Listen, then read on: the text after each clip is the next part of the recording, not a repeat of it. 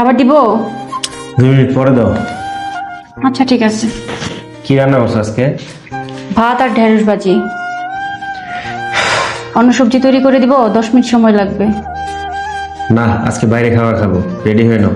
আর আমি যে মাত্র রান্না করছি, খাবারগুলো তো নষ্ট হবে। আরে নষ্ট হয়ে হোক, তুমি 10 মিনিটের ভিতরে রেডি হও, বাইরেই খাবো আজকে, যাও। ঠিক আছে, চলো রেডি হয়ে নাও।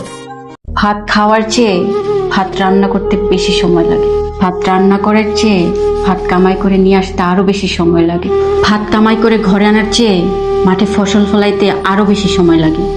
তারপর যদি আল্লাহ তাআলা রিজিকে রাখে, তাহলেই মানুষ ভাত খেতে পারে, তাছাড়া পারে না। তাই আমার মা সব সময় একটা কথা বলে, ভাত খাওয়ার সময় খুশি মনে যে রিজিক দান করছে তার প্রতি শুকরিয়া আদায় করতে, এবং যে ফসল উৎপাদন করছে, যে কামাই করে ঘরে নিয়ে আসছে এবং যে খাবার তৈরি করছে, তাদের সবাইকে ধন্যবাদ জানাতে হয়। এত কষ্টের বিনিময়ে যে ভাতগুলো আমরা খাই, সেই ভাতগুলো নষ্ট করতে আমার বিবেক বাধা দেয়। ভাত নিয়ে আসবো?